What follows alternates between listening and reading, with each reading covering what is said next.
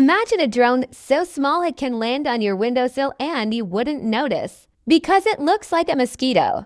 China just unveiled one. Today we'll explain what it is, how it works, and why people around the world are worried. Researchers at a Chinese military robotics lab reported to be the National University of Defense Technology not showcased a bionic microdrone that closely resembles a mosquito. Reports describe it as roughly 1 to 2 centimeters long and weighing a fraction of a gram, about 0.3 grams. It has tiny leaf-like wings and spindly legs and was shown on China's state military broadcaster. But don't picture endless power and perfect stealth. Micro drones face big limits. Battery life and payload capacity are extremely small, making flight time and the quality of onboard sensors constrained. Weather, wind, rain will easily disrupt such tiny flyers. Right now, they're likely useful for short-range,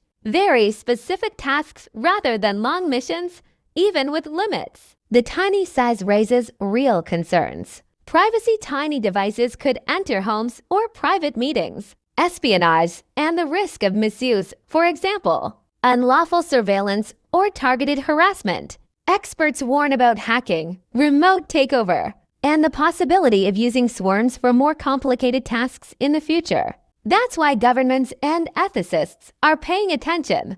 Bottom line, China's mosquito-sized drone is an impressive engineering feat and a warning sign about how surveillance tech is evolving. It's not yet a perfect surveillance weapon, but it points to a future where tiny robots could be used for both helpful and harmful purposes. What do you think?